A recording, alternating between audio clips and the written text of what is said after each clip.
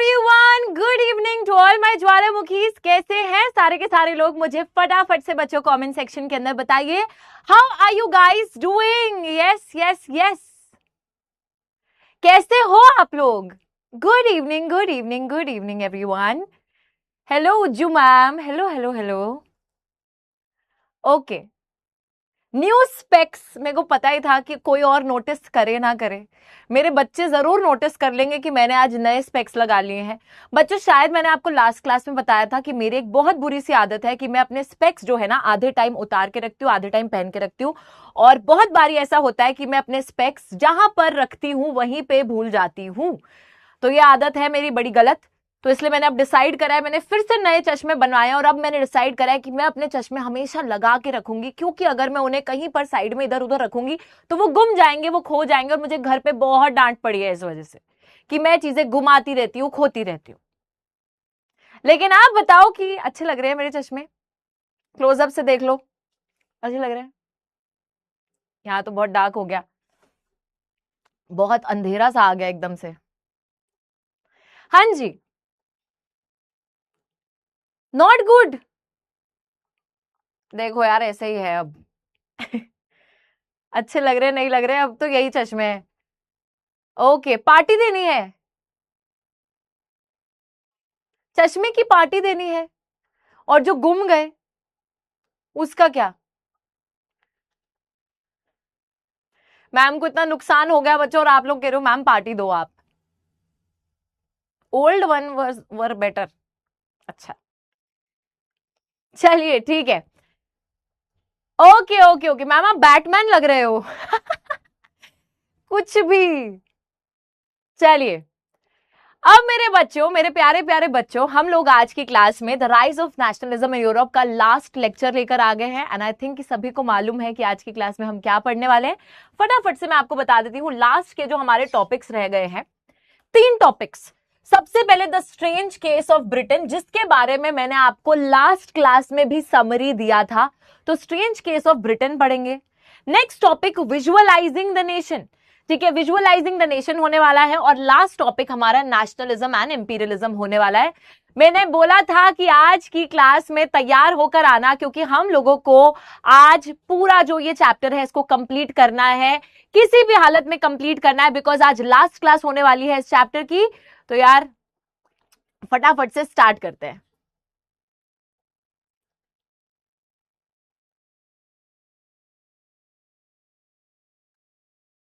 चले स्टार्ट करें।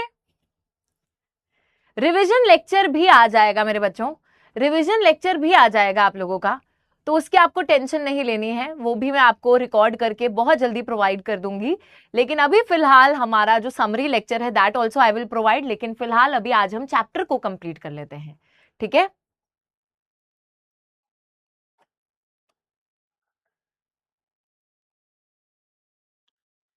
मुझे नहीं चलाना आता ट्रैक्टर, मुझे नहीं चलाना आता है ट्रैक्टर, लेकिन आज हम कंप्लीट करेंगे हमारा फर्स्ट चैप्टर। चलो यार फटाफट से स्टार्ट करते हैं। शायरी उतनी ज्यादा अच्छी नहीं थी आई नो, लेकिन फिर भी कोई दिक्कत नहीं है, हम लोग क्लास को शुरू कर लेते हैं फटाफट से। और आप लोगों को मैं दिखाऊंगी कि मैंने एक और चीज, चश्मे तो परचेज करे हैं, एक नई चीज और भी ली है मैंने, अभी दिखाती हूँ आपको, ठीक है? वैसे आई थिंक बहुत सारे बच्चों को पता होगा कि मैंने क्या लिया है, लेकिन जिन बच्चों को नहीं पता मैं भी आपके साथ शेयर करूंगी बच्चों कि मैंने क्या चीज नई नई परचेज करी है। ओके, और मैं बहुत टाइम से खरीदना चाहती थी, लेकिन अब मैंने फाइनली जाके खरीद लिया है। दिखाते हैं अभी आपको। चलो लेट्स स्टार्ट। सबसे पहले फर्स्ट टॉपिक कंप्लीट करेंगे, then I will show you कि मैं किस चीज की बात कर रही हूं। ओके चलिए। नहीं बच्चों, ओके चलिए फटाफट से आ जाते हैं यहां पे बात करने के लिए स्ट्रेंज केस ऑफ ब्रिटेन की। Okay let's start, let's start, let's start. चलिए, यहां पे बच्चों हम लोग देख रहे हैं, we are talking about strange case of Britain, जिसको हम यूनाइटेड किंगडम भी बुलाते हैं। ओके तो बच्चों पूरा मैप देखो, यहां पर आपको दिख रहा है आयरलैंड है, यहाँ पर स्कॉटलैंड है, यहाँ पे इंग्लैंड है, यहाँ पे वेल्स है।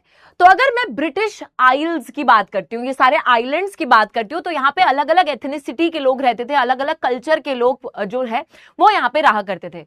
जैसे कि स्कॉटलैंड में स्कॉटिश जो लोग हैं, इंग्लैंड में इंग्लिश, वेल्स में वेल्श लोग और आयरलैंड में आयरिश लोग रहा करते थे, जिनकी संस्कृति और जिनकी भाषा बिल्कुल अलग हुआ करती थी। लेकिन यहाँ पे नेशन स्टेट का फॉर्मेशन कोई ऐसा नहीं है कि एक सडन अपहीवल हुआ, ये नहीं है कि रातों रात यहाँ पे नेशन स्टेट बन गया लड़ाई झगड़ा करके। It was a very long process, बहुत लंबे प्रोसेस के बाद यहाँ पर जाकर यूनाइटेड किंगडम का फॉर्मेशन होता है। Let us understand. ओके, चलो फटाफट से देखते हैं। ब्रिटिश आइल्स, ब्रिटिश आइल्स का मतलब है ब्रिटेन के जो आइलैंड्स हैं, ठीक है। ये जो आइलैंड्स है बच्चों, आइलैंड क्या होता है, ज्योग्राफी में आपने पढ़ रखा है, ऐसी जमीन जो कि चारों तरफ पानी से घिरी हो। तो ये जो ब्रिटिश आइल्स हैं या फिर ये जो आइलैंड्स हैं चारों तरफ पानी से घिरे हुए हैं, आप देख सकते हो। इन ब्रिटिश आइल्स में एथनिक आइडेंटिटी वाले लोग, अलग एथनिसिटी वाले लोग, एथनिसिटी क्या होती है, जैसे कि अगर मैं बोल रही हूं हम सारे लोग पंजाबी बोलते हैं, दैट मीन्स हमारा एक अलग एथनिक ग्रुप हो गया कि हमारे बीच में कॉमन चीज है, एक language, Punjabi language, and we are one ethnic group because we share a common language, ठीक है। तो इसी तरीके से यहां पर एथनिक ग्रुप्स अगर आप देखोगे, इंग्लिश, वेल्श, स्कॉट, आयरिश, ये सारे एथनिक ग्रुप्स इस पूरी जगह में रहते थे। English Parliament seized power from the monarchy in 1688 at the end of a protracted conflict was the instrument through which a nation state, England at the center, came to be forged. अब ये पूरी अंग्रेजी जो यहाँ पे लिखी है, इसका सिंपल सा ये मतलब है कि यहाँ पर आपको जो ये जगह दिख रही है इंग्लैंड, इंग्लैंड की बात की जा रही है। इंग्लैंड के अंदर बच्चों होता क्या है, यहाँ पे पहले मोनार्की थी, शासन हुआ करता था मोनार्क का। इस मोनार्की से पावर छुड़ा लेती है यहां पर पार्लियामेंट, ठीक है। जो लोगों की इलेक्टेड रिप्रेजेंटेटिव्स थे उनके हाथ में पावर आ जाती है, और ये जो पार्लियामेंट है पावर लेने के बाद बहुत स्ट्रांग हो जाती है, इलेक्टेड लोगों की बॉडी। और ये बच्चों इंग्लैंड यहां स्कॉटलैंड और वेल्स के साथ मिलकर एक नेशन स्टेट क्रिएट करती है। कौन सा नेशन स्टेट क्रिएट करती है? Through the act of union of 1707 England Scotland के बीच में फॉर्मेशन होता है United kingdom of great Britain का, या फिर जिसको आप ग्रेट ब्रिटेन भी बोलते हो, ठीक है। ध्यान से सुनना मेरी बात को। United kingdom of great Britain, जिसको हम लोग सिर्फ ग्रेट ब्रिटेन भी बुला सकते हैं, ये किससे बन रहा है? ये बन रहा है वेल्स, इंग्लैंड और स्कॉटलैंड को मिलाकर, ठीक है। याद रखिएगा इस चीज को, Wales plus England plus Scotland. लेकिन यहां पे सबसे ज्यादा पावरफुल कौन होगा? आप खुद से सोचो यार, जब इंग्लैंड ने पूरा जिम्मा उठाया है नेशन स्टेट बनाने का, तो सबसे ज्यादा पावरफुल लोग हैं इंग्लिश पीपल। जो इंग्लैंड में रह रहे हैं, the English people are the most powerful, क्योंकि उन्होंने ही पावर छुड़ाई थी। जो पार्लियामेंट थी उन्होंने ही पावर मोनार्की से ले ली थी, और अब पार्लियामेंट यहां पे राज कर रहा है। पार्लियामेंट ने स्कॉटलैंड और वेल्स को अपने साथ मिला लिया, ग्रेट ब्रिटेन बना लिया, और अब यहां पे सबसे ज्यादा पावरफुल इंग्लैंड के लोग हैं, है कि नहीं? इंग्लैंड के people are the most powerful. Okay बच्चों, अब मेरा आपसे एक बड़ा प्यारा सा बहुत सिंपल सा सवाल है।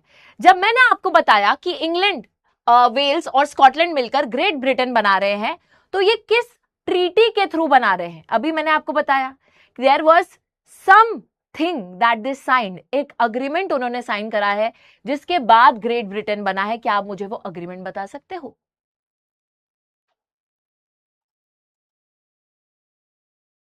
बताओ बताओ। इस टॉपिक के बाद मैं आपको जो हमने लास्ट क्लास में पढ़ा था वो भी रिवाइज कराऊंगी, ठीक है। फटाफट। एक्ट ऑफ यूनियन, बिल्कुल सही बच्चों, एक्ट ऑफ यूनियन, बिल्कुल बढ़िया, yes yes correct. The act of union is the correct answer of 1707। Act of union of 1707 को साइन करने के बाद में इंग्लैंड एज द सेंटर एक नेशन स्टेट का फॉर्मेशन हुआ, जिसमें स्कॉटलैंड और इंग्लैंड और वेल्स ये तीनों मिलकर बन गए ग्रेट ब्रिटेन, या फिर जिनको United kingdom of great Britain भी बोलते हैं। बहुत सिंपल। अब होता क्या है, ब्रिटिश पार्लियामेंट अब जो ब्रिटेन, ये जो ग्रेट ब्रिटेन की पार्लियामेंट है, यहां पर भी इंग्लिश जो लोग हैं वही डोमिनेट कर रहे हैं। अपना दबदबा बना के कौन रख रहा है? इंग्लैंड के लोग, इंग्लिश मेंबर्स।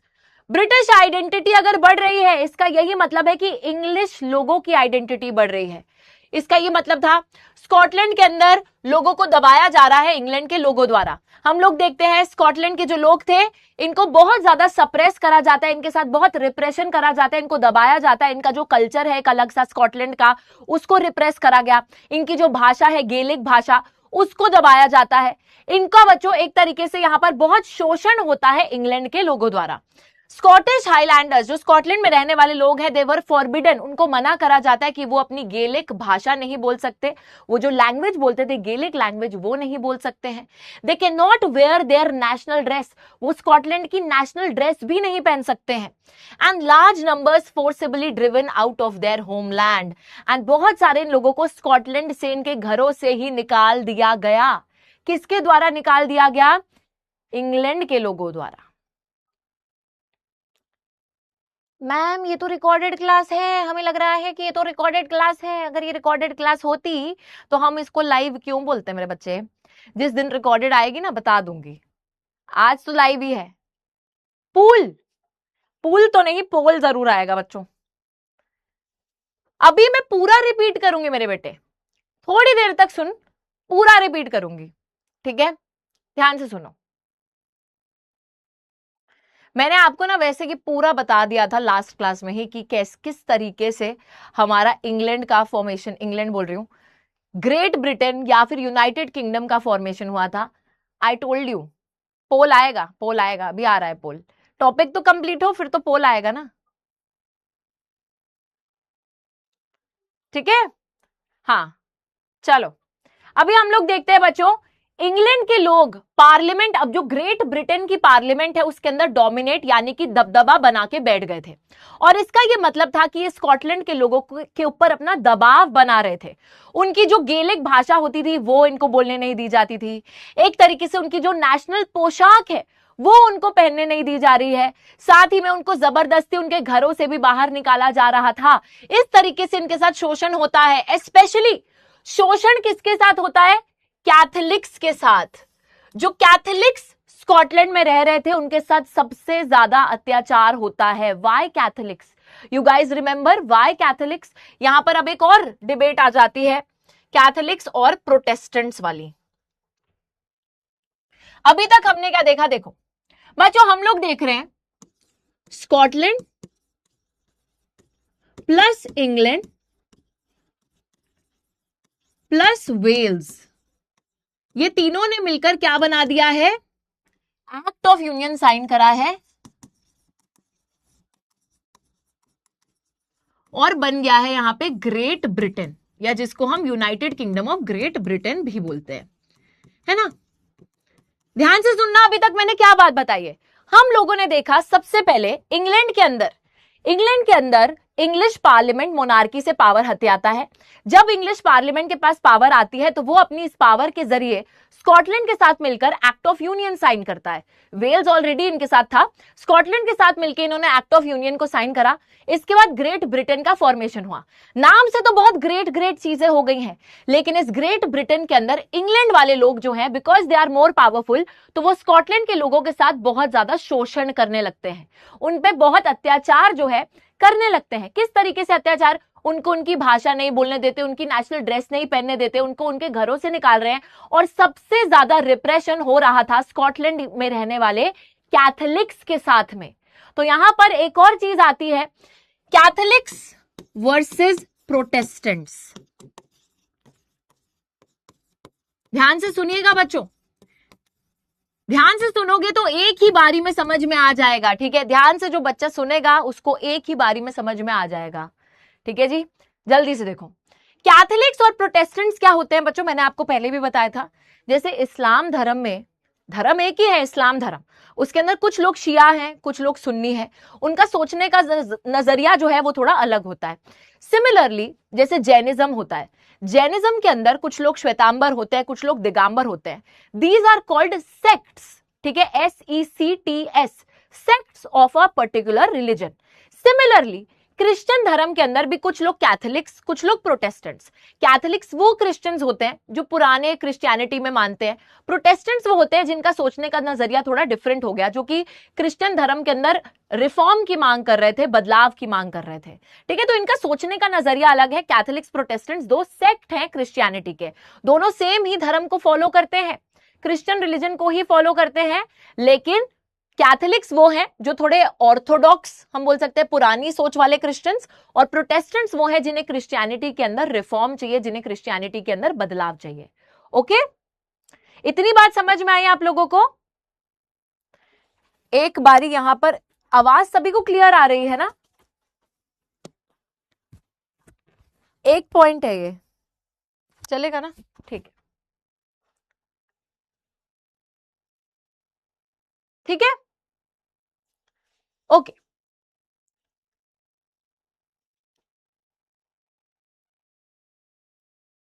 तो उसी एक धर्म के अंदर दो टाइप के लोग हैं, एक है कैथोलिक्स, एक है प्रोटेस्टेंट्स। अब बच्चों यहां पर जब मैं इंग्लैंड की बात करती हूं, इंग्लैंड के अंदर जिनके पास पावर थी वो लोग थे प्रोटेस्टेंट्स। तो जाहिर सी बात है प्रोटेस्टेंट्स के हाथ में है पावर।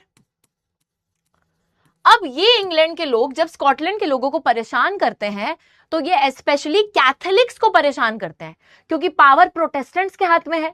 तो जाहिर सी बात है परेशान किसको करेंगे? कैथोलिक्स को परेशान करेंगे। ठीक है ना? कैथोलिक्स को परेशान करते हैं, उनको इरिटेट करते हैं, उनको उनकी भाषा नहीं बोलने देते, उनको जो है उनके घरों से निकाल रहे हैं। तो ये सारा जुल्म ये स्पेसिफिकली कैथोलिक्स पे कर रहे हैं, because the power is in the hands of the Protestants. ठीक है, अब एक और चीज होती है, बाजू में ही जो आयरलैंड है, यहां पे आपने आयरलैंड देखा था, ये रहा आयरलैंड, बाजू में ही जो आयरलैंड है, यहां पर इंग्लैंड के लोग प्रोटेस्टेंट्स को अपना सपोर्ट दे देते हैं। ये अपना सपोर्ट यहां पे रहने वाले प्रोटेस्टेंट्स को देते हैं, और यहां पे इंग्लैंड के लोग इनको बोलते हैं कि आप आयरलैंड के अंदर अपना दबदबा इस्टेब्लिश करो, अपनी डोमिनेंस इस्टेब्लिश करो। ये चीज वहां पे रहने वाले कैथोलिक्स को बिल्कुल पसंद नहीं आती है, बिल्कुल अच्छी नहीं लगती है। और हम देखते हैं कि यहां पे फिर होता क्या है। आयरलैंड के अंदर एक डीप डिवाइड था, बहुत ज्यादा अंतर था किसके बीच में? कैथोलिक्स और प्रोटेस्टेंट्स के बीच में। ठीक है, एक अच्छी सिचुएशन नहीं थी, यहाँ पे झगड़ा वगैरह चलता रहता था दोनों ही कैथोलिक्स और प्रोटेस्टेंट्स के बीच में। तो इंग्लिश जो लोग हैं ये प्रोटेस्टेंट्स को अपनी मदद देते हैं, आयरलैंड के प्रोटेस्टेंट्स को अपनी हेल्प देते हैं, और ऐसा बोलते हैं कि आप अपनी डोमिनेंस एस्टैब्लिश करो आयरलैंड के अंदर, जहां पे ज्यादातर कैथोलिक्स रहते हैं, बट आप प्रोटेस्टेंट्स, चाहे आपका नंबर कम है लेकिन फिर भी आप अपना दबदबा यहां पर एस्टैब्लिश करके रहो, हम आपकी मदद के लिए खड़े हैं। कैथोलिक्स यहां पे अब अपनी आवाज उठाते हैं, इस चीज के खिलाफ अब कैथोलिक्स उठ जाते हैं, वो विद्रोह करते हैं, आवाज उठाते हैं कि नहीं, इस तरीके से कैसे ये अपनी हेल्प दे सकते हैं, प्रोटेस्टेंट्स कैसे ही दबदबा एस्टैब्लिश कर सकते हैं हमारे देश में।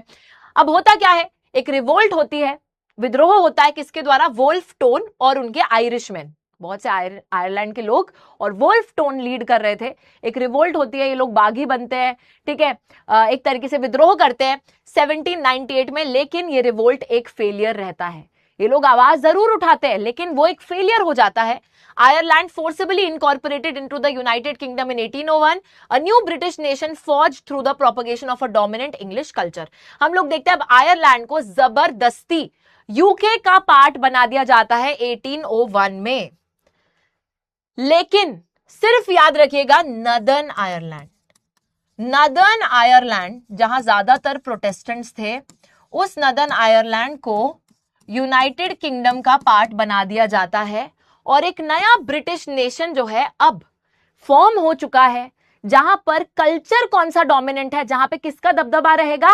इंग्लैंड के लोगों का, इंग्लिश लोगों का, क्योंकि वही हर चीज को डोमिनेट कर रहे हैं। तो अब नदर्न आयरलैंड भी इनके पास आ गया है, और इसके बाद जो यूनाइटेड किंगडम का फॉर्मेशन हुआ है वहां पर भी इंग्लिश लोगों का ही दबदबा या फिर डोमिनेंस हमको देखने को मिल रहा है। ठीक है, हेलो हेलो, आगे देखो सिंबल्स। अब नया जो ब्रिटेन बनता है, यहां पर हम देखते हैं British flag, national anthem, English language, हर चीज को प्रमोट करा जाता है। बच्चों देखो, जैसे भाई कलेक्टिव आइडेंटिटी क्रिएट करनी है, एक नया देश बना दिया, और उस नए देश के अंदर हो क्या रहा है कि ब्रिटेन तो बना है, लेकिन उस ब्रिटेन के अंदर जिस चीज का दबदबा चल रहा है वो है इंग्लिश कल्चर, इंग्लिश लैंग्वेज। हम लोग देख रहे हैं यहाँ पे इंग्लिश लैंग्वेज को प्रमोट करा जाता है। बाकी लोगों की भाषा बोलते हैं अरे वो सब छोड़ो, इंग्लिश भाषा में बात करो, क्योंकि इंग्लैंड के लोग डोमिनेट कर रहे हैं, यहां पर भी national anthem God save our noble king को अपनाया जाता है ताकि सभी लोगों को लगे कि हम एक देश का हिस्सा हैं। एक ब्रिटिश फ्लैग बनता है नया जिसका नाम है यूनियन जैक। ठीक है, तो ये फ्लैग, ये वाला फ्लैग जो है यहाँ पे आपको दिख रहा है आधा आधा अधूरा सा, ये फ्लैग ये अपनाते हैं, ये चीज होती है। ठीक है, अब देखो यहां पर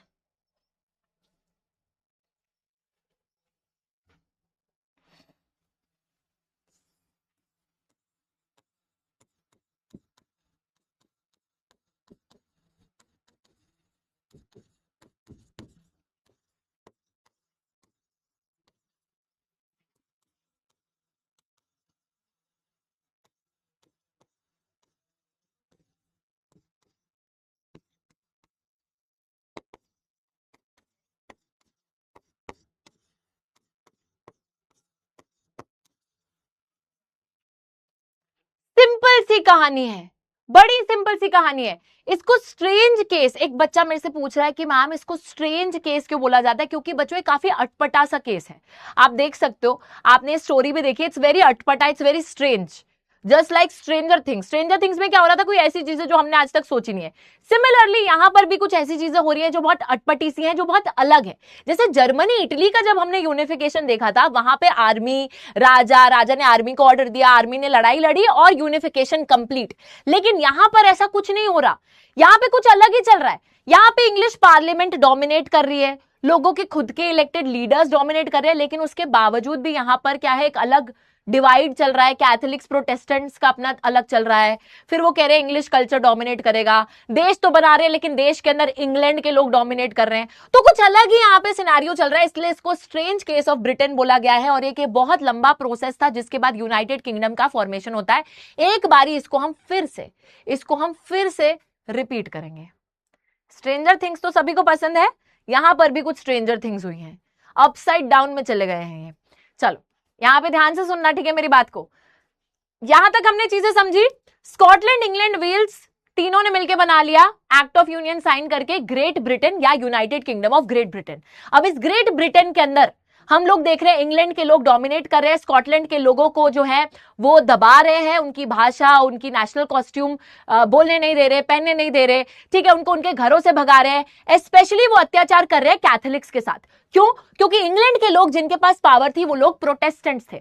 अब ये प्रोटेस्टेंट्स एक और हरकत करते हैं, बाजू में ही जो आयरलैंड है, ये वहां के प्रोटेस्टेंट्स को अपनी मदद देते हैं, बोलते हैं कि आप अपने आयरलैंड के अंदर, हमारा फुल सपोर्ट है, आप आयरलैंड में अपना दबदबा बनाओ, हम आपके साथ हैं। लेकिन बच्चों इस चक्कर में बहुत सारा रिवोल्ट वहां पर होने लगता है, लोग अपनी आवाज उठाते हैं, विद्रोह करते हैं, लेकिन वो सारी चीजें फेलियर निकलती हैं। और फाइनली जाकर जो नदर्न आयरलैंड है, आयरलैंड का जो उत्तरी हिस्सा है, वो यूनाइटेड किंगडम के पास आ जाता है और एक नया जो है ब्रिटिश नेशन का फॉर्मेशन होता है। ठीक है, तो अब अगर हम यूनाइटेड किंगडम की जब भी बात करेंगे तो आपको पता होना चाहिए कि उसके अंदर क्या है, ये वाला पूरा रीजन, ये वाला, एक्सेप्ट दिस आयरलैंड का पोर्शन, ये पूरा हिस्सा हमारे यूनाइटेड किंगडम के पास है। This is United kingdom, this is UK. Okay, ठीक है। हाँ जी बताओ क्या हो गया, डेमोगोर्गन आ गए, हाँ ठीक है। चलो अब आते हैं क्वेश्चन के ऊपर। मैम तो बहुत फास्ट पढ़ा रही हैं, कितनी फास्ट पढ़ा रही है मैम कि मैम ने आधा घंटा एक ही टॉपिक पढ़ाया है, छोटू सा, कितना फास्ट पढ़ा दिया मैम ने। आ जाओ बच्चों, act of union, act of union के बाद क्या होता है, एक्ट ऑफ यूनियन का नतीजा क्या निकल कर आता है, independence of Scotland, formation of United kingdom of great Britain, separation of England Scotland या फ्रेंच कंट्रोल ओवर ब्रिटेन। मैं ऐसा सोच रही हूं कि हम लोग जब पढ़ते हैं ना, ढोल वाले, ये क्या हो गया,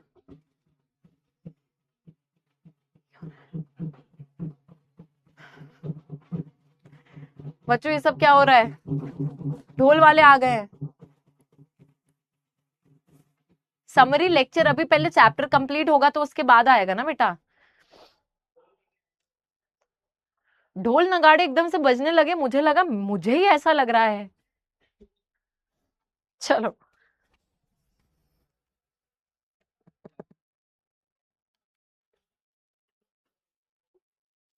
ठीक है, द करेक्ट आंसर इज, बल्ले बल्ले, हाँ जी, एक्ट ऑफ यूनियन के बाद बच्चों हम लोग देखते हैं United kingdom of great Britain, या सिर्फ ग्रेट ब्रिटेन अगर आप बोलो तो इसका फॉर्मेशन होता है। ठीक है, तो the correct answer is option B. Okay, very good. तो शाश्वत, वैभव, तविंस, कुणाल, प्रणव, प्रतीक, तानिश, अनमोल, साजन एंड आयुष। ठीक है, बहुत बढ़िया। चलिए नेक्स्ट, आयरलैंड को, भूत आ गया, आयरलैंड को बच्चों यूनाइटेड किंगडम का हिस्सा कौन से साल में बनाया जाता है? In which year was Ireland incorporated into the United Kingdom? अच्छा, मैं क्या बोल रही थी, मुझे ऐसा लगता है कि जब हम लोग पढ़ रहे हैं ना तो उस टाइम पे कमेंट्स ऑफ रहने चाहिए, और फिर जब हम एक टॉपिक कंप्लीट करें तो कमेंट्स ऑन हो जाने चाहिए, क्योंकि आप में से कुछ लोग जो है ना यहां पर क्या करते हो क्लास में, आज तुम लोगों के कहने पर पता है मैं इस चैप्टर के एंड में सारे के सारे पिक्चर्स लेकर आई हूं। तुमने बोला था कि मैम जितनी पिक्चर्स रह गई हैं इस चैप्टर की हमें करा देना, तो इसलिए मैं क्लास में लेकर आई हूं। बच्चों, मैं ये चैप्टर जो है ना 1 या 2 क्लास में भी कंप्लीट करा सकती थी, लेकिन क्योंकि आप बच्चे फर्स्ट चैप्टर क्लास 10th का पढ़ रहे हो, इसलिए मैंने इस चैप्टर को 5 लेक्चर्स में डिवाइड करा, ताकि मैं बच्चों को हर एक टॉपिक डिटेल में समझा सकूं। जल्दी का काम मैं भी कर सकती थी, बहुत तेज पढ़ा सकती थी, लेकिन यार मुझे ऐसा लगा कि मैं पढ़ा तो दूंगी, पर उसके बाद बच्चों को ऐसा लगेगा कि मैम ने बहुत फटाफट कंप्लीट करा दिया। दैट इज द रीजन कि मैंने इसकी 5 क्लासेस लगवाई हैं। तो यार 5 क्लासेस लगवाई हैं तो हर एक क्लास को यूटिलाइज करना तो बनता है, हर एक क्लास में जितनी ज्यादा बार हम चीज को रिवाइज कर सके वो भी बनता है। और मैं ये चाहती थी, मेरा पर्पस यही था कि जब आप क्लास में आओ तो आप चीजें जो पढ़ रहे हो उसको लर्न करके क्लास से जाओ, उसको पूरा सीख के क्लास से जाओ। That is what I wanted. ठीक है, आपको पता है ना कि मैम ने हर चैप्टर 1 शॉट में भी पढ़ा रखा है, हमने हर चैप्टर 10 मिनट में भी पढ़ा रखा है, आधे घंटे में भी पढ़ा रखा है, 1 घंटे में भी पढ़ा रखा है, 2 घंटे में भी पढ़ा रखा है। तो it is only because of you guys कि मैंने इसके लेक्चर ज्यादा रखवाए हैं। माइंड मैप बच्चों आपको जब ये स्लाइड्स मिलेंगी ना, उसमें आपको माइंड मैप के साथ मिलेंगी। ठीक है, तो टेंशन मत लेना, आपको माइंड मैप के साथ ये स्लाइड्स मिलेंगी। ठीक है, और जितनी पिक्चर्स हैं इस चैप्टर में, जो इंपॉर्टेंट पिक्चर्स हैं जिसमें से सवाल आ जाते हैं, वो पिक्चर्स भी मैं आपको करवा दूंगी। हमने फ्रेडरिक सोरू वाली तो पढ़ ही ली थी, और जितनी इंपॉर्टेंट पिक्चर्स है वो भी मैं आपको भी बता दूंगी। ठीक है, तो टेंशन बिल्कुल नहीं लेनी है ना? ठीक है, द करेक्ट आंसर इज 1801। वोल्फटोन और यूनाइटेड आयरिशमैन का रिवोल्ट था 1798 में, लेकिन इनकॉर्पोरेट का मतलब है शामिल हो जाना। नदर्न आयरलैंड यूके का पार्ट कब बनता है, शामिल कब होता है? 1801 में, 1801। तो ऑप्शन डी यहां पर बिल्कुल करेक्ट है। देख लेते हैं यहां पे आंसर। वैभव, कुणाल नेक्स्ट एयर 1, अच्छा जी, मैनिफेस्टेशन देख लो बहुत तगड़ी है। प्रणव, शेख तौसिफ, प्रतीक और तावीन्स और सुमैया, हर्षित, इमोर्टल, इनविंसिबल एंड हर्ष, बहुत बढ़िया। चलिए और भी सवाल है। यस, एक और सवाल है। आयरिश रिवोल्ट, ये जो विद्रोह हुआ था आयरलैंड की तरफ से 1798 में, इसको लीड कौन कर रहे थे? हु वॉज द पर्सन जो कि इस रिवोल्ट को लीड कर रहे थे? सबसे आगे कौन थे यहां पे, बताओ जल्दी जल्दी। Who was leading the revolt?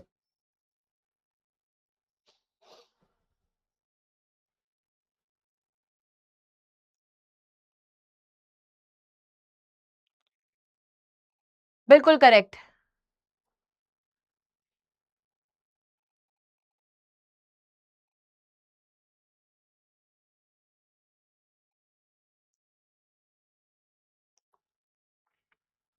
ठीक है, तो यहां पे the correct answer is Irish revolt को लीड करा था वोल्फटोन ने। ऑप्शन बी बिल्कुल बिल्कुल करेक्ट है बच्चों। स्टॉप करिए पोल को, हो गया। चलो देख लेते हैं आंसर्स को यहां पर फटाफट से। Let's look at the answers. Pranav, Yashraj, Taveen, Sheikh Tausif, Aadya, Arnav, Anamika, Mahipal, Hozaifa और कुशल। बहुत ही amazing guys, very good, very well done. तो यहां तक अगर एक बारी यहां पे चले जाते हैं हम लोग, है ना, और जरा चैट को रोकते हैं। चैट को रोकेंगे टिल द टाइम हम लोग अभी नेक्स्ट टॉपिक नहीं पढ़ लेंगे, तो ध्यान से, ताकि आप जितने बच्चे हैं, ठीक है, जो सही में क्लास में पढ़ाई करने के लिए आते हो, जो सही में चीजों को समझने के लिए आते हो, I really want you guys should concentrate. बच्चों आप कॉन्सेंट्रेट करके चीजों को अगर एक बारी समझ लोगे ना, आपको समझ में आ जाएगा। Trust me, I am telling you, मेरे पे भरोसा रखना यार, ठीक है। तो मैं पिछले 7 साल से ना क्लास 10th को पढ़ा रही हूँ। हर एक चैप्टर बच्चों मैंने मल्टीपल टाइम्स, मुझे भी नहीं पता है कितनी बारी मैंने हर एक चैप्टर को पढ़ा रखा है।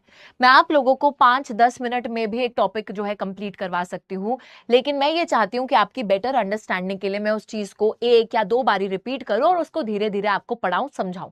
अभी हम लोग स्टार्टिंग में है तो थोड़ा धीरे चल रही हूं मैं, बाद में हम अपने आप स्पीड और तेज पकड़ लेंगे, तो उसकी टेंशन मत लेना, ठीक है। लेकिन हर एक बच्चा जो मेरी क्लास में है उसको हर एक चीज समझ में आनी चाहिए।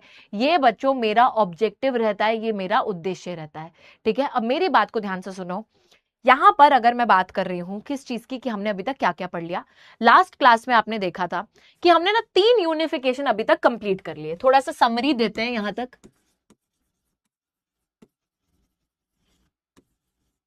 हमने 3 यूनिफिकेशन देखे हैं। हमने सबसे पहले यहां पर यूनिफिकेशन किसका देखा है? यूनिफिकेशन हमने देखा है जर्मनी का। दूसरा यूनिफिकेशन जो हमने देखा है वो देखा है इटली का। और तीसरा यूनिफिकेशन अभी हमने जो देखा है वो देखा है ब्रिटेन का, है ना। अब जो जो बच्चा कह रहा था कि एक बार समरी दे दो, तो ध्यान से सुनना बच्चों। हमने जर्मनी के केस में देखा था कि जर्मनी के जो राजा थे केसर विलियम वन, उन्होंने अपने chief minister Otto von Bismarck को यह जिम्मा दिया था कि जाओ जर्मनी को यूनिफाई करो। उसके बाद ऑटो वॉन बिस्मार्क ने वहां की आर्मी और ब्यूरोक्रेसी की मदद लेकर 3 लड़ाइयां over the period of 7 years लड़ी और फाइनली जाकर जर्मनी यूनिफाई हो गया। केसर विलियम वन को जर्मनी का राजा बना दिया गया। इटली की बात करूं तो इटली के अंदर हम लोग देखते हैं सार्डिनिया पिडेमोंट राजा जी बैठते थे, विक्टर इमैनुअल II। उन्होंने भी अपने चीफ मिनिस्टर काउंट केवर को जिम्मा दिया कि जाओ यूनिफिकेशन करके आओ। केवर जी ने फ्रेंच लोगों की मदद ली। उसके बाद वो नॉर्थ इटली में गए जहां ऑस्ट्रियन हैब्सबर्ग का शासन था, वहां पे लड़ाई लड़ी, वहां से जीत ली लड़ाई। उसके बाद गुजिपी गैरिबॉल्डी जो है वो साउथ इटली जो कि था किंगडम ऑफ 2 सिसिलीज, वहां जाते हैं जहां पे बर्बन किंग्स ऑफ स्पेन का राज चलता था। ये लोग वहां पर गए। हम लोग देखते हैं कि बर्बन किंग्स ऑफ स्पेन को हरा कर गुजिपी गैरिबॉल्डी जो है साउथ इटली को भी इटली के पास लेकर आते हैं और सेंट्रल इटली जहां पे पोप थे वो खुद ही अपनी पावर छुड़ाकर चले जाते हैं। ये सारी चीजें हमने लास्ट क्लास में पढ़ ली थी। किसी भी बच्चे को कोई डाउट है वो लास्ट क्लास एक बारी फिर से देख सकता है। आज की क्लास में हम लोगों ने ब्रिटेन की बात करी, स्ट्रेंज केस जिसको बोला जाता है। स्ट्रेंज क्योंकि सबसे अलग केस है, सबसे अटपटा केस है। ये एक लॉन्ग ड्रॉन आउट प्रोसेस है। बहुत लंबे समय के बाद यूनाइटेड किंगडम का फॉर्मेशन हुआ था।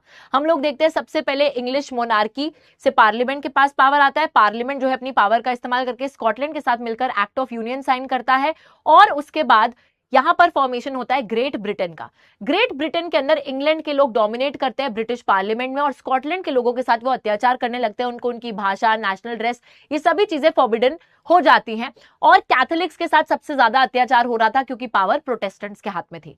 फिर यही प्रोटेस्टेंट्स आयरलैंड के प्रोटेस्टेंट्स की मदद करते हैं। वहां के कैथोलिक्स आवाज उठाते हैं लेकिन उस आवाज को अगेन दबा दिया जाता है और नदर्न आयरलैंड को भी हिस्सा बना दिया जाता है ब्रिटेन का, जिसके बाद फॉर्मेशन होता है यूनाइटेड किंगडम का।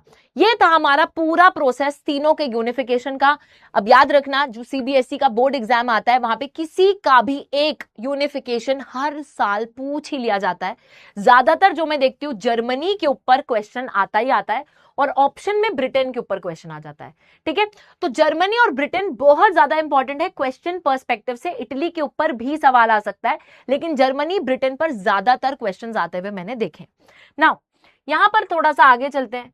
अब बात करते हैं एक बहुत ही छोटू से टॉपिक की। इसके बाद मैं कमेंट्स ऑन करूंगी और आपकी जितनी दुख तकलीफें हैं वो मैं सुनूंगी, ठीक है। लेकिन ध्यान से सुन लो बच्चों। अब यहां पे बात आ रही है विजुअलाइजिंग द नेशन। विजुअलाइज करना, विजुअलाइज करना क्या होता है? इमेज क्रिएट करना। मैं अगर 1 सेकंड के लिए आप लोगों को बोलूं कि अपनी आंखें बंद करो, अपनी आंखें बंद करो और मैं एक शब्द बोलूंगी और आप लोगों के दिमाग में कोई ना कोई पिक्चर आएगी, ठीक है। तो the word is Ujjwala ma'am.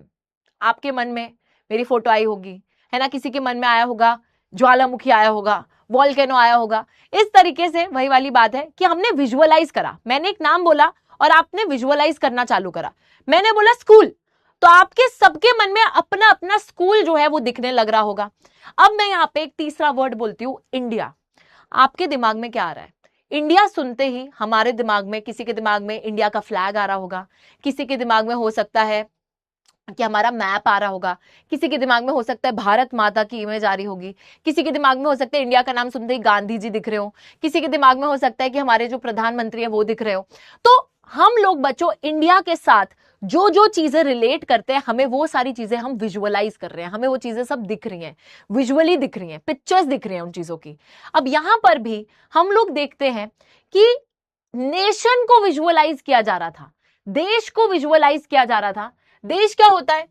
Nation की जब मैं बात करती हूं, नेशन एक आइडिया है, उस आइडिया को आप एक आकार दे रहे हो, एक फॉर्म दे रहे हो, ठीक है, आकार दे रहे हो। जैसे कि मैंने बोला कि देश को आकार कैसे दे रहे हैं हम, या तो हम झंडा देख रहे हैं, भारत माता देख रहे हैं, हम लोग मैप देख रहे हैं, तो हम एक आकार दे रहे हैं अपने मन में। सिमिलरली नेशन जो कि एक आइडिया है, उसको एक फॉर्म दिया गया, फीमेल फिगर का फॉर्म दिया गया, ठीक है, एक औरत के थ्रू, एक फीमेल फिगर, असली में ये कोई औरत नहीं है तो इनको ढूंढने मत निकल जाना, लेकिन एक औरत की फिगर के थ्रू देश को रिप्रेजेंट किया जा रहा है, जिसको बोला जाता है एलिगरी। एलिगरी का सिंपल सा मतलब है कि जब आप किसी आइडिया को किसी चीज के थ्रू डिपिक्ट करते हो, किसी चीज के थ्रू उस आइडिया को दर्शाते हो। जैसे कि जब हम बोलते हैं स्टैच्यू ऑफ लिबर्टी, वो जो बच्चों आंटी है जो कि लिबर्टी को डिपिक्ट कर रही है, तो लिबर्टी असल में एक आइडिया है जिसको एक औरत का रूप दिया गया है। सिमिलरली यहां पर नेशन को भी एक औरत का रूप दिया जा रहा है। जैसे आप देखो, नेशंस को पोर्ट्रे करा जाता था फीमेल फिगर्स के जरिए, औरत का ही आकार क्यों दिया जाता था, आदमी क्यों नहीं बनाया गया? क्योंकि बच्चों बहुत बारी ऐसा होता है कि हम लोग फीमेल फिगर्स के साथ जो ममता का इमोशन होता है ना, कि एक मदरली फीलिंग जो होती है, वो हमें औरत के थ्रू ही आएगी ना। तो वही चीज है कि देश जो है वो एक इमोशनल फीलिंग, वो एक ममता वाली फीलिंग, वो आपको एक फीमेल फिगर के थ्रू ही आ सकती है। तो वही फीलिंग लाने के लिए यहां पर हम देखते हैं कि जो देश है उसको एक फीमेल फिगर के थ्रू रिप्रेजेंट किया जाता है, जिसको हम एलिगरी बोल रहे हैं। फीमेल फिगर जो है ये एलिगरी बनती है। फ्रांस में जो एलिगरी थी उनका नाम था मरेन, जो कि एक बहुत पॉपुलर क्रिश्चियन नाम है। इनकी अगर कैरेक्टरिस्टिक्स की बात करो, मतलब जब भी आप मरेन की पिक्चर देखोगे तो वहां पर आपको कौन कौन सी चीजें मिलेंगी? Red cap, tricolour, cockade. तो रेड कैप मतलब लाल टोपी है, लाल टोपी का मतलब होता था फ्रीडम, आजादी, ठीक है। ट्राई कलर, इनका जो 3 रंग का झंडा है, ट्राई कलर जो फ्लैग है इनका, रेड ब्लू व्हाइट वाला। कॉकेड होता है ये वाला, कॉकेड एक इस तरीके का बैच जो होता है ना, दैट इज द कॉकेड। तो ये तीनों चीजें जो है एक तरीके से लिबर्टी को डिपिक्ट करना, रिपब्लिक को डिपिक्ट करना, तो ये तीनों चीजों के साथ आपको मरेन की फिगर दिखेगी। मरेन के जो स्टैचूज हैं, स्टैचूज जो बड़े बड़े पुतले हैं, वो बनाकर जो है पब्लिक प्लेसेस में लगा दिए गए थे, to remind the public of the national symbol of unity, to persuade them to identify with it. Marianne images marked on coins and stamps. यहां पर आई थिंक मेरे पास वो वाली इमेज है, मरेन की इमेज होगी जहां पर उनकी इमेज को कॉइन्स और स्टैम्प्स पे मार्क कर दिया गया था। ये देखो बच्चों, तो ये स्टैम्प है जिसमें जो मरेन है वो बनी हुई है, और पोस्टेज स्टैम्प है, पोस्ट पे स्टैम्प लगते थे 1850 के अंदर, मरेन जो कि रिपब्लिक ऑफ फ्रांस को रिप्रेजेंट कर रही है, ठीक है। तो ये फीमेल फिगर मरेन जो है फ्रांस की एलिगरी है, फ्रांस को रिप्रेजेंट कर रही है। जनता ताकि देख सके मरेन के स्टैचूज को, तो पब्लिक प्लेसेस जो होती थी जहां पे जनता घूमने फिरने जाती है, वहां पर भी मरेन के स्टैचूज को लगा दिया जाता था कि जब जब आप मरेन को देखोगे तो आपके अंदर देशभक्ति का जो भाव है ना, देशभक्ति का जो भाव है, जो इमोशन है, वो बिल्कुल निकल कर आएगा। तो इसलिए जो है मरेन की इमेजेस को हर जगह लगाया जा रहा था, स्टैचूज को लगाया जा रहा था। सिमिलरली जर्मेनिया वो जर्म्स नहीं बच्चों, ठीक है, जर्मेनिया यहाँ पे जर्मनी की एलिगरी है। यहाँ पर आप देख सकते हो जर्मेनिया जो है जर्मन नेशन की एलिगरी बनाई गई थी, वही फीमेल फिगर जो जर्मन नेशन को रिप्रेजेंट कर रही है। विजुअल रिप्रेजेंटेशंस में जर्मेनिया एक क्राउन पहन के रखती है ओक की पत्तियों का। ये वाला जो क्राउन आप देख रहे हो ना, this is the crown of oak leaves. Oak एक पेड़ होता है, उसकी पत्तियों का क्राउन बना हुआ है, और जर्मन ओक जो है ना हीरोइज्म को सिंबलाइज करता है। तो जर्मेनिया किसी से डरने वाली नहीं है, खतरों की खिलाड़ी है। उन्होंने जो ताज पहना है वो ओक की पत्तियों का बना है। जर्मन ओक जो है एक तरीके से हीरोइज्म को दर्शाता है। तो बिल्कुल एक हीरोइक फिगर की तरह, एक हीरो की तरह जर्मेनिया यहाँ पे खड़ी हुई है, डटी हुई है। आगे देखो, ठीक है, अब यहाँ पे जर्मेनिया के हाथ में और भी बहुत सारी चीजें, अगर मैं आपको बताती हूँ, हर चीज का ना कुछ सिंबल है। देखो यहाँ पे मैं आपको बताती हूँ, ये सिंबल्स जो है इसको हम थोड़ा सा ऊपर लेके चलते हैं, इन्हीं के पास ले आते हैं ताकि आप लोगों को स्लाइड्स में बिल्कुल आसानी रहे पढ़ने में, ठीक है। यहाँ पर लेके आती हूँ, देखो यहाँ पे देखो ब्रोकन चेन, अगर कहीं पे टूटी हुई चेन दिखती है तो उसका मतलब होता है कि आप आजाद हो चुके हो। टूटी हुई चेन है ना, चेनें टूट गई हैं तो मतलब आप आजाद हो चुके हो। Breast plate with eagle, German empire का सिंबल था जिसका मतलब था स्ट्रेंथ। यहां पर आप देख सकते हो ब्रेस्ट प्लेट, ये वाली ब्रेस्ट प्लेट जिसपे ईगल बना हुआ है तो ये दर्शाता था स्ट्रेंथ, कि हम कितने मजबूत हैं, कितने हम स्ट्रांग हैं। आगे देखो ओक लीव्स का जो ताज है ये सिंबलाइज करता था हीरोइज्म को, या मैंने आपको बताया हीरोइज्म को सिंबलाइज कर रहा है। उसके बाद स्वॉर्ड, हाथ में जो आपने तलवार पकड़ी है, स्वॉर्ड का मतलब था रेडीनेस टू फाइट, कि भाई आ जाए रास्ते में कोई भी, वी आर रेडी, हम लड़ने के लिए बिल्कुल तैयार हैं। रेडीनेस टू फाइट, ये जो स्वॉर्ड है इसका मतलब होता था रेडीनेस टू फाइट, लड़ने के लिए बिल्कुल तैयार है। आगे देखो ऑलिव ब्रांच विद स्वॉर्ड के आसपास जो ऑलिव ब्रांच है, ये रही ऑलिव ब्रांच, ये देखो एक ऑलिव ब्रांच है ना तलवार के आजू बाजू, इसका मतलब क्या है, विलिंगनेस टू मेक पीस। मतलब एक जगह तलवार है तो हम लड़ाई के लिए भी तैयार है, लेकिन ऑलिव ब्रांच है इसका मतलब है कि हम शांति भी मेंटेन कर लेंगे। आप अगर हमसे प्यार से बात करोगे तो हम शांति मेंटेन भी कर लेंगे, we are willing to make peace. उसके बाद black red gold tricolour का जो इनका झंडा था वो जर्मन स्टेट्स का झंडा था।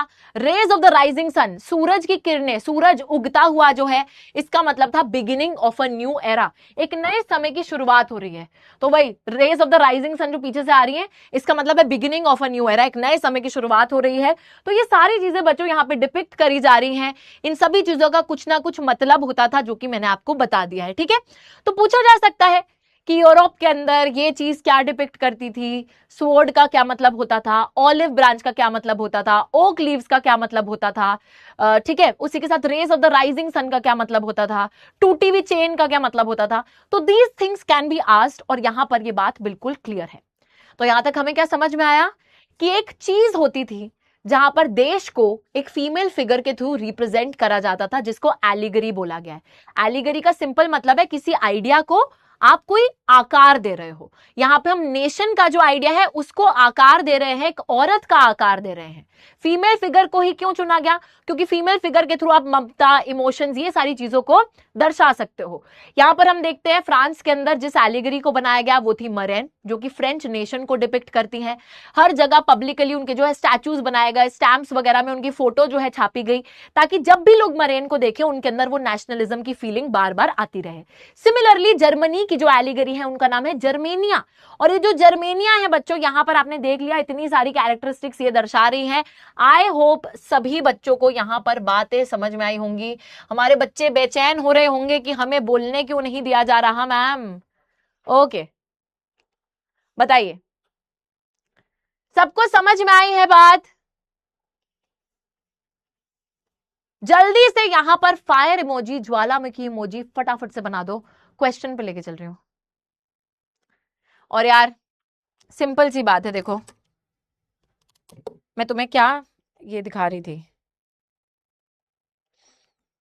Yes, so guys I got a new phone and ये वाला कलर मैंने लिया है, और बहुत बच्चों को आई थिंक ऑलरेडी पता था कि मैम ने फोन लिया है, यही मैं आपके साथ शेयर कर रही थी। यार मैं आप लोगों को नहीं बताऊंगी तो किसको बताऊंगी।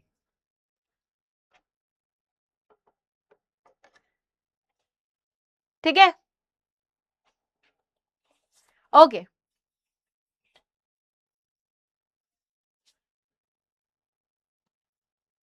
पार्टी, बिल्कुल जरूर पार्टी होगी। आप लोग अच्छे अच्छे रिजल्ट लेकर आओ, फिर पार्टी होगी, उसके बिना भी हो जाएगी पार्टी। चलिए, थैंक यू, चलो यार फटाफट से यहाँ पे क्वेश्चंस अटेम्प्ट करने आते हैं, देखते हैं कि बच्चों ने कितने अच्छे से सुना है। अच्छा वैसे आप लोग मुझे खुद बताओ यार कि कमेंट्स जब हम ऑफ करके पढ़ते हैं तो ज्यादा अच्छे से समझ में आता है कि नहीं? सच बताना, सच बताना।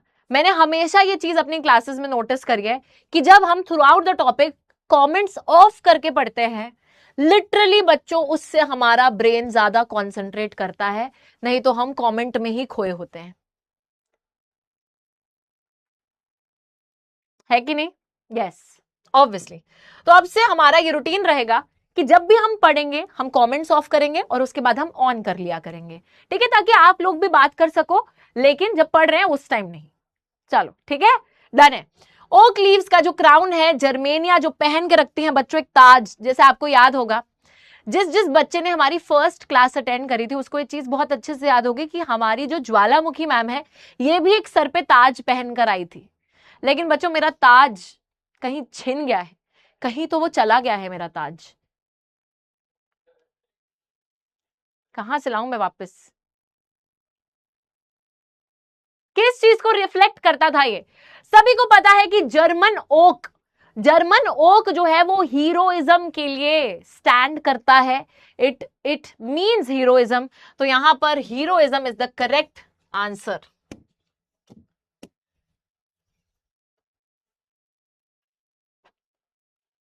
हीरोइज्म बिल्कुल सही। तो Yashraj, Tanish, Sheikh Tausif, Kunal, Vaibhav, Sarthak, Mahipal, Anmol, Prateek and Saksham, very good. Next question देखते हैं। Female figure representing a nation is known as, अगर किसी महिला को जो है बच्चों रिप्रेजेंट करते हुए दिखाया जाए कि वो किसी देश को रिप्रेजेंट करती है तो इसको क्या बोला जाता है? सिंबल, एलिगरी, कॉन्स्टिट्यूशन या आइडेंटिटी? किस तरीके से? यहां पे वही पूछा जा रहा है, एक फीमेल फिगर अगर एक नेशन को डिपिक्ट कर रही है तो व्हाट इज इट कॉल्ड, क्या बोला जाता है उसको? जल्दी से बताओ, फटाफट से,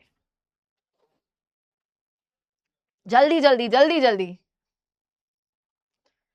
ओके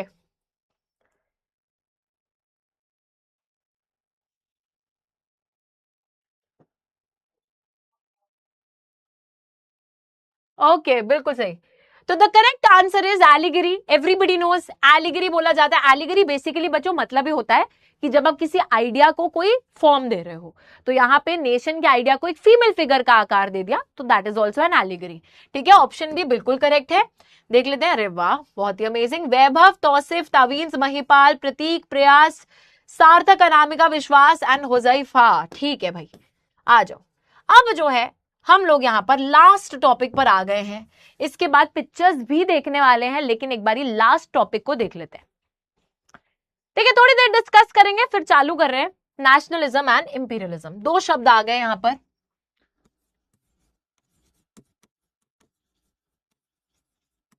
ठीक है ना, राइटिंग सभी को समझ में आती है ना मेरी? Nationalism and imperialism.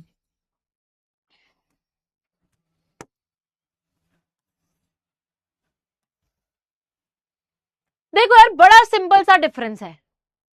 नेशनलिज्म, नहीं नहीं अभी बस बंद कर रही हूं, अभी बंद कर रही हूं कमेंट्स, है ना?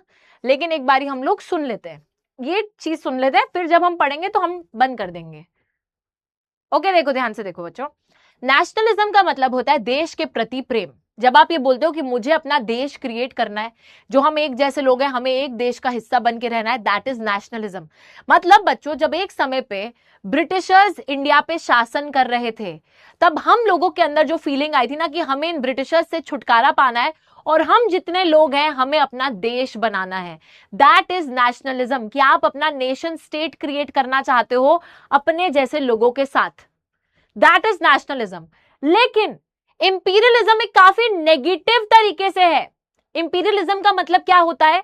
जैसे जो ब्रिटिशर्स थे वो अपने देश में रह के खुश नहीं थे, उन्हें यह था कि हमारी कंट्री तो है ही बेस्ट, तो हम क्या करेंगे, अब सबको जाके लूटेंगे अब हम इंडिया पे जाके कब्जा करेंगे, इंडिया को जो है अपना गुलाम बना लेंगे।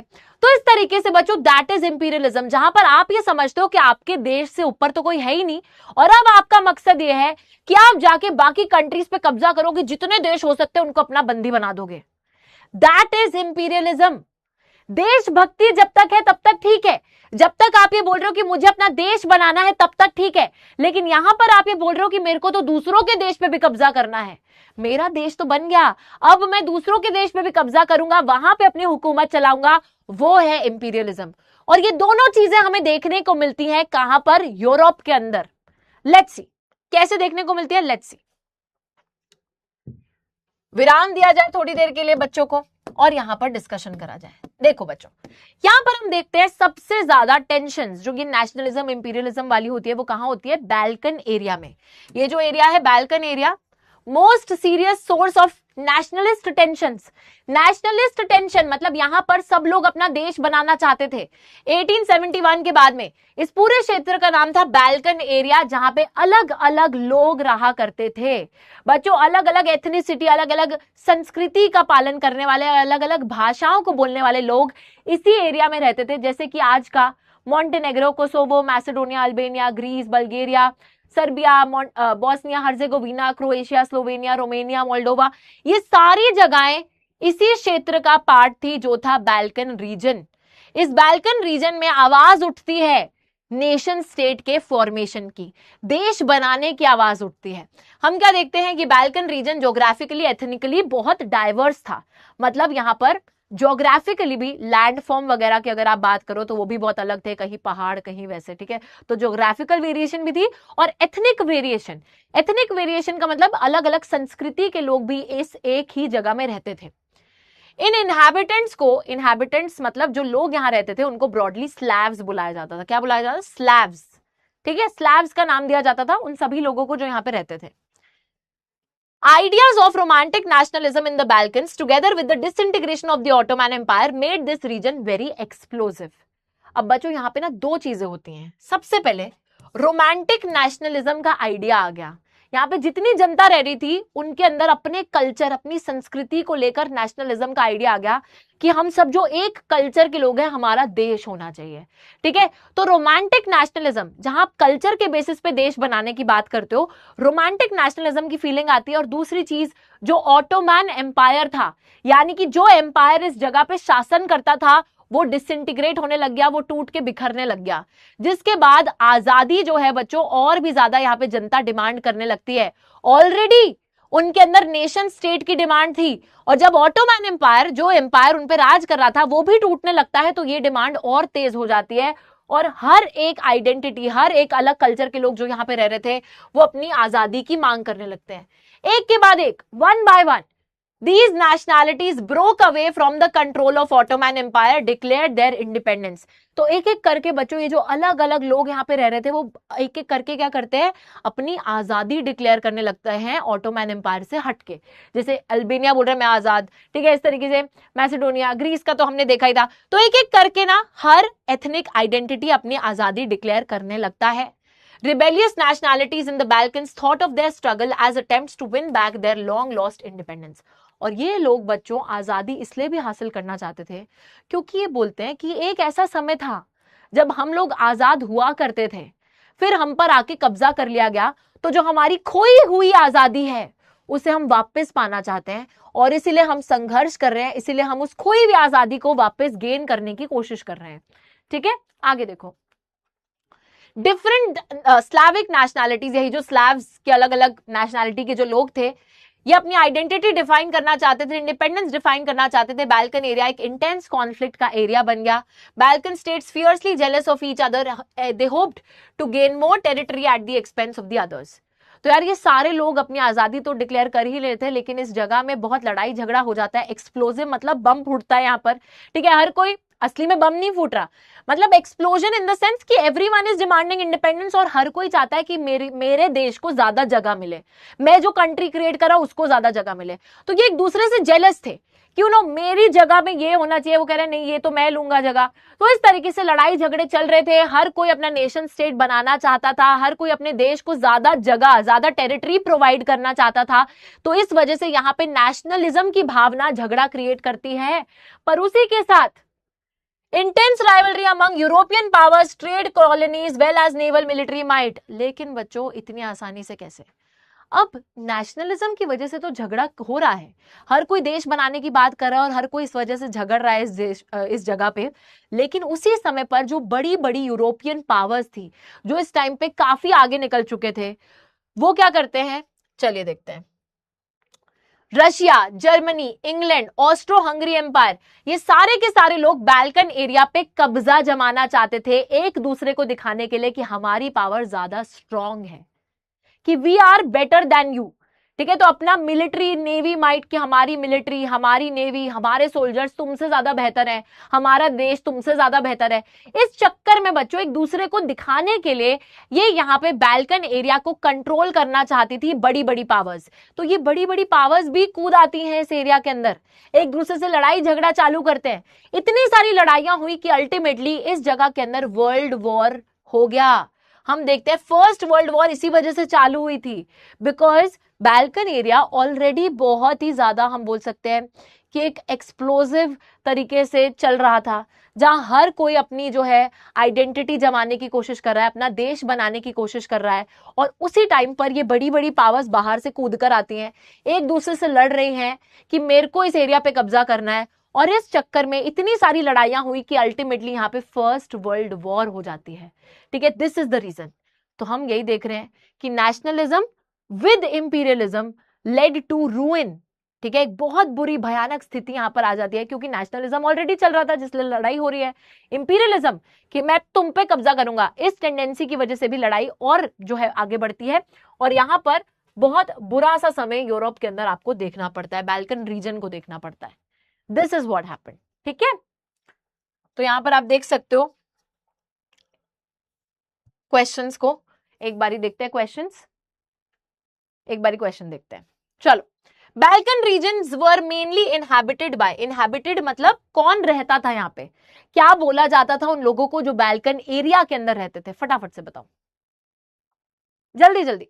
जर्मन्स, फ्रेंच, स्लैव्स या फिर Italians, who used to live here?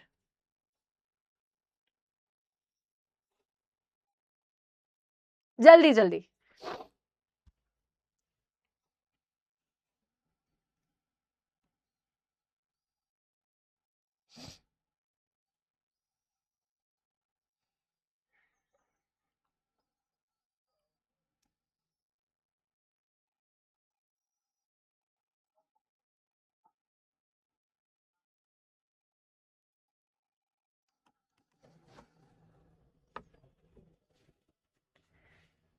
क्या है सही आंसर? सही आंसर है स्लैव्स, बिल्कुल सही। ओके, तवीन्स, कुणाल, तानिश, शेख, तौसिफ, महिपाल, अनमोल, आयुष, आस्था, आयती एंड आयशा। ठीक है जी, नेक्स्ट देखते हैं। Balkan states fought each other mainly two. बच्चों ये जितने बाल्कन स्टेट्स थे जो अलग अलग एथनिक आइडेंटिटीज थी, एक दूसरे से क्यों लड़ाई झगड़े कर रहे थे? शांति बनाए रखने के लिए, अपना धर्म फैलाने के लिए, टेरिटरी गेन करने के लिए, जमीन गेन करने के लिए, या अलायंसेस फॉर्म करने के लिए। Why were they fighting with each other?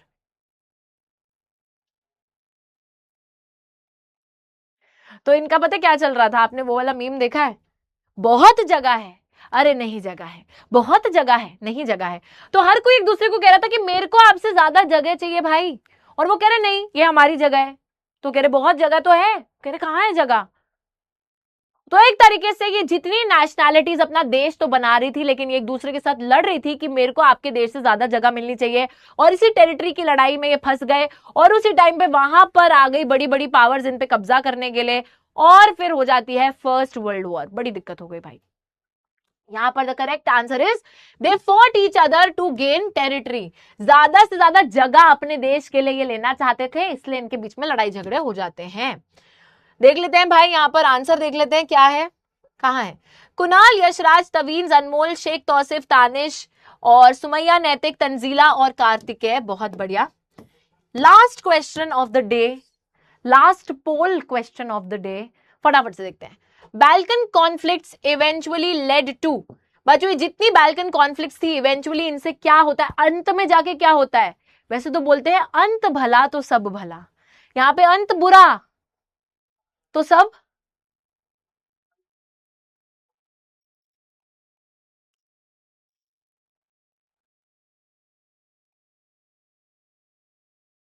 इनका तो अंत ही बुरा है।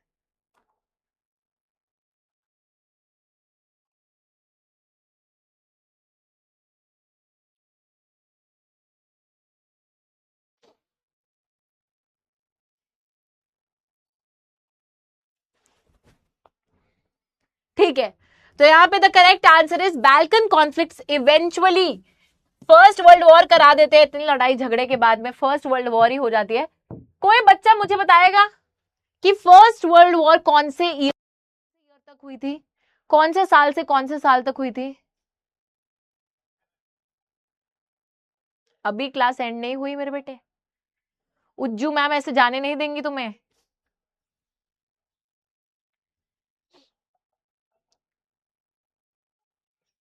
नाइनटीन 14 से लेके 1918 तक।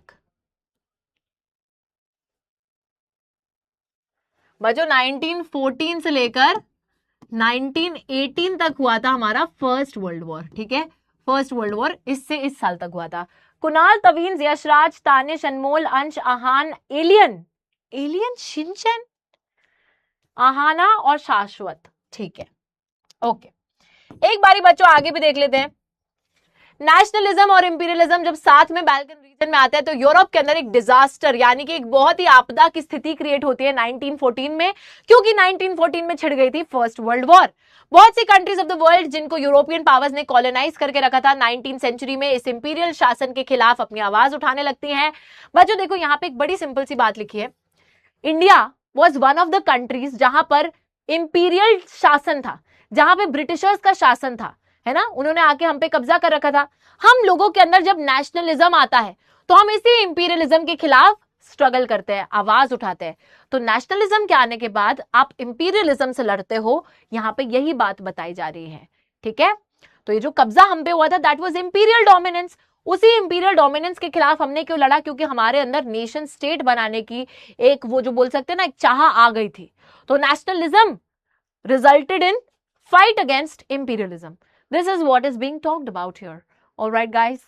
We cannot end the class.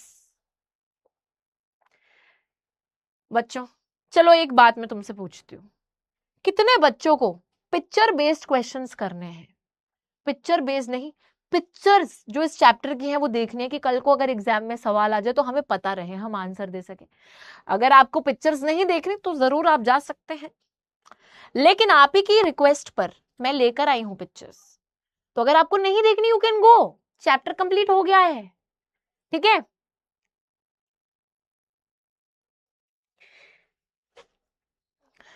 तो यार एक बड़ी इंटरेस्टिंग मैं बात बताती हूँ आप लोगों को। जैसे जब कुछ बच्चे पढ़ने के लिए आते हैं ना तो वो कहते हैं boring, studies are too boring, we can't study ma'am, please ma'am what is this. लेकिन मैं आपको एक चीज बताती हूँ बच्चों, आप लोगों के पास तो विजुअली आपको क्लासेस दिख रही हैं। मैं जब अपनी पढ़ाई करती थी there was nothing like this, ऐसा कोई सिचुएशन ही नहीं था। जब मैं पढ़ती थी मैं एक कमरे में अपने आप को बंद करके किताबें खोलकर उसके नोट्स बना बना कर पढ़ती थी। How boring should that have been, कितना बोरिंग होगा ना वो, लेकिन फिर भी मैं पढ़ती थी क्योंकि मुझे पता था कि पढ़ाई के बिना जिंदगी में कुछ भी मुमकिन नहीं है। अगर आपको अपनी सिचुएशन लाइफ में बदलनी है ना बेटा, तो पढ़ाई के अलावा देयर इज नथिंग एल्स जो कि आपकी स्थिति को फॉर द बेटर चेंज कर सकता है। Trust me, trust me. मुझे उस समय पे पता था कि मेरे पेरेंट्स के पास इतना पैसा नहीं है कि वो मुझे किसी प्राइवेट यूनिवर्सिटी में पढ़ा सकते हैं, तो मुझे मेहनत करनी ही थी। और मैं अपने आप को कमरे में बंद करके लिटरली बुक्स लेकर, इतनी मोटी मोटी किताबें जो क्लास 12th की होती हैं वो लेकर नोट्स बनाती थी। मैं खुद ही ऑडियो नोट्स बनाकर उनको सुनती रहती थी पूरा दिन, और बहुत ज्यादा मेहनत करती थी। मेहनत के अलावा there is no other substitute guys. मैं फर्स्ट क्लास से आपको ये बोल रही हूं, हम डेफिनेटली चीजों को मैनिफेस्ट करते हैं। सपने देखना कभी इंसान को नहीं छोड़ना चाहिए, लेकिन उन सपने जो आपने देखे हैं उसके लिए आपको मेहनत करनी पड़ती है। पढ़ाई, हो सकता है कि पढ़ाई जो है करने जब बैठो तो चीजें अरे बोरिंग बोरिंग, लेकिन बच्चों ये सब करने से कुछ नहीं होगा। These are just excuses, you have to study, you have to do something about it. तो यार हमेशा ये बात ध्यान रखना कि कभी भी सपने देखना मत छोड़ना, और सपने का जो तुमने सोचा है कि मुझे अचीव करना है, कभी भी वो चीज छोड़ना मत लाइफ में, ठीक है। थक जाओगे, रेस्ट करो, हो सकता है कि ब्रेक लो, but always always always remember this कि अगर आपने किसी चीज का सपना देखा है, कहीं पे पहुंचने का सोचा है, लाइफ में सक्सीड करने का सोचा है ना मेरे बच्चे, तो आपको उस राह में आगे बढ़ने के लिए मेहनत ही करनी पड़ेगी। मेहनत के अलावा there is no other substitute. और आप लोगों को अगर देखो, if you want to be ordinary, आप बाकी सबकी तरह करो, लेकिन अगर आपको कुछ लाइफ में अलग करना है तो बाकी सबकी तरह रहकर आप अलग नहीं कुछ कर सकते। हम हमेशा सोचते हैं कि यार जिंदगी में ना हमें बहुत अच्छा कुछ अचीव करना है, but if we will be ordinary, अगर हम दूसरों की तरह ही चलते रहेंगे तो हम कभी भी कुछ अलग नहीं कर पाएंगे, कुछ सक्सीड करके कुछ अचीव नहीं कर पाएंगे। अगर हमें उस लेवल पे जाना है तो हमें थोड़ा सा अलग करना पड़ेगा कुछ, और अलग करने के लिए आपको जो है ज्यादा मेहनत, ज्यादा प्रैक्टिस करनी ही पड़ेगी, क्लासेस भी अटेंड करने पड़ेंगे और बहुत अच्छे से पढ़ाई भी करनी पड़ेगी। ठीक है, तो जस्ट रिमेंबर दिस एंड लगे रहो यार, पढ़ते रहो। ठीक है, अब यहां पर आज के लिए इतना ही मोटिवेशन, बाकी मोटिवेशन और भी लेकर आएंगे, लेकिन ये बात को ध्यान रखना अपनी life time. Okay, picture based में यहाँ पे बच्चों सबसे पहले ये वाली पिक्चर मैं आपको दिखा देती हूँ। ये जो कैरिकेचरिस्ट है, मतलब जिन्होंने एक कार्टून बनाया है, वो क्या डिपिक्ट करना चाहते हैं। तो बेसिकली ये जो लोग आपको दिख रहे हैं, ये लोग कौन है? ये बेसिकली लिबरल नेशनलिस्ट लोग हैं। ओके, 1820 के आसपास की इमेज है। लिबरल नेशनलिस्ट का ये क्लब है जहां सारे लिबरल नेशनलिस्ट आपस में बैठ के क्या है, चाय पानी पी रहे हैं। क्यों? यहां पर हम देखते हैं कि इस समय पर 1820 के आसपास, आपको याद आ रहा होगा बच्चों, ट्रीटी ऑफ वियना 1815 में साइन हुआ था, जिसके बाद कंजर्वेटिव ऑर्डर वापस से एस्टैब्लिश कर दिया गया था। तो लिबरल नेशनलिस्ट को भाई अब कुछ ना कुछ जुगाड़ निकालना पड़ेगा कि किस तरीके से वो जो है स्थिति को बदले। जो कंजर्वेटिव ऑर्डर एस्टैब्लिश हुआ है कैसे उसको वो बदले। तो यहाँ पे सारे लिबरल नेशनलिस्ट की मीटिंग हो रही है। हम लोग देखते हैं कि ऐसे जो है ऑर्डर आ गया था, कंजर्वेटिव ऑर्डर, जहां राजा महाराजा की पावर पे कोई रोक नहीं थी, जहां पे सारे लोगों के एक्शंस को कंट्रोल करा जाता था, सेंसरशिप लगा दिया गया था, सबकी आजादी पर कंट्रोल करा जाता था। तो उसी चीज को डिस्कस करने के लिए यहाँ पे लिबरल नेशनलिस्ट की मीटिंग लगी है। ठीक है, चलो नेक्स्ट देखते हैं यार। यहाँ पर ऑब्वियसली फॉलन जर्मेनिया, जूलियस हुबनर की पेंटिंग है। सिंपली पूछा जा सकता है एमसीक्यू के अंदर। यहाँ पे जर्मेनिया जो राइन रीजन है, एक क्षेत्र है, उसको गार्ड करती हुई आपको दिख रही है जर्मेनिया। बिल्कुल हीरोइक फिगर है ना भाई। तो बिल्कुल वो जो है यहाँ पे स्वॉर्ड पकड़ के, कोई ऑलिव ब्रांच नहीं है इसमें, तो स्वॉर्ड पकड़ के रेडीनेस टू फाइट, लड़ने के लिए बिल्कुल तैयार है। हम देखते हैं आर्टिस्ट है लॉरेंस क्लासन, जिन्होंने इसको बनाया है, पेंट करा है इस इमेज को। और जर्मेनिया की जो स्वॉर्ड है, जो तलवार है, उस पर लिखा है कि German sword protects the German Rhine. तो ये जो तलवार है जर्मेनिया की, ये जर्मन राइन को प्रोटेक्ट करती हुई खड़ी है। ठीक है, अब ये तो जर्मेनिया है ही, ये किसके द्वारा, अच्छा क्वेश्चन ये पूछा जा सकता है कि कौन से आर्टिस्ट ने ये पेंट करा था। तो याद रखना फिलिप वीट। ठीक है, फिलिप वीट 1848 में इसको पेंट करते हैं। यही सेम इमेज फ्रैंकफर्ट पार्लियामेंट का जो सेशन हुआ था, आप लोगों को याद होगा, लिबरल नेशनलिस्ट ने जब नेशन स्टेट को क्रिएट करने की कोशिश करी थी, तो फ्रैंकफर्ट पार्लियामेंट जो चर्च ऑफ सेंट पॉल में होता है, जहां सारे लोग एकत्रित हुए थे, वहां पर भी बच्चों आपको ये जर्मेनिया की इमेज ऊपर से टंगी हुई दिख रही है।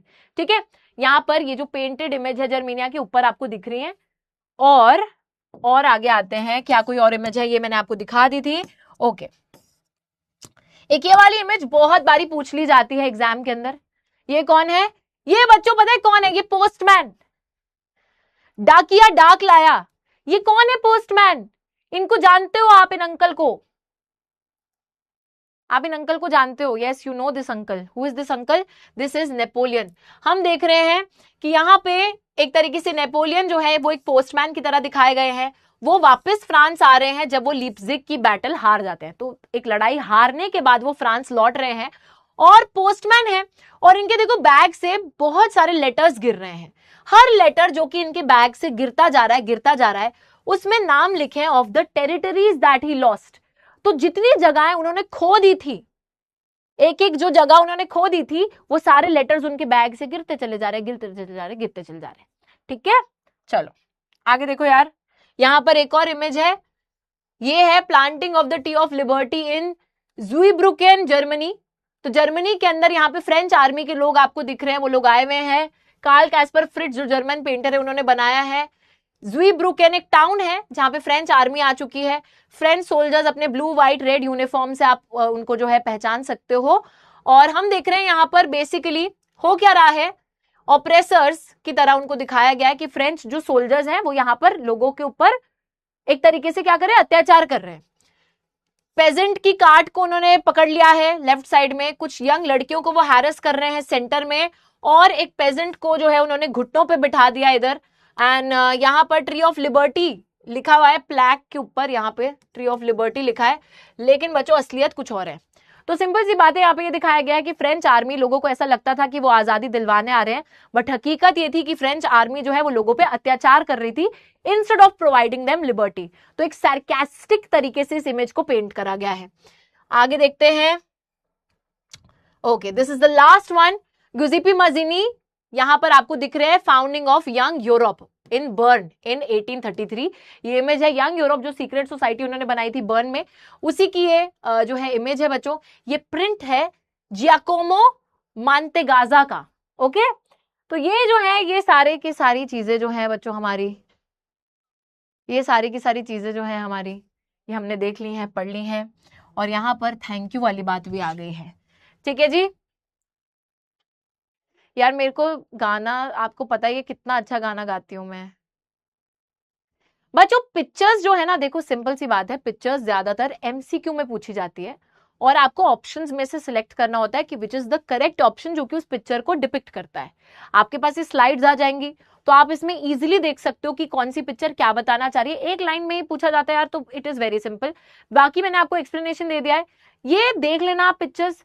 बाकी यार गाना तो आपको पता ही है कि मैम बहुत अच्छा गाती है। गाना तो उतना अच्छा मैम गाती नहीं है बच्चों, और ऊपर से मेरे को टैग तुम और कर देते हो, इतनी गद्दी आवाज लगती है ना मेरी, मैं बता नहीं सकती हूँ। कौन सा गाना?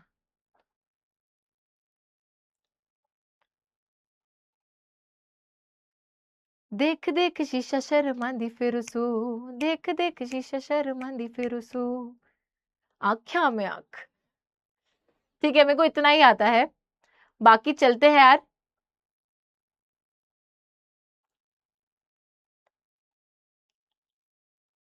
सैयारा तू तो बदला नहीं है, मौसम जरा सा रूठा हुआ है।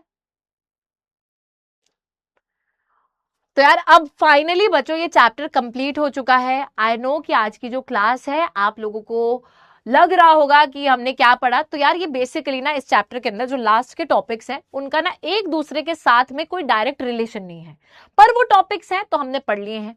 बाकी इसको आप अच्छे से रिवाइज कर लेना, इस पे अलग अलग टाइप के सवाल बन जाते हैं, स्पेसिफिकली किसी भी टॉपिक पर क्वेश्चन आ जाता है, तो इसको अच्छे से आप पढ़ लेना।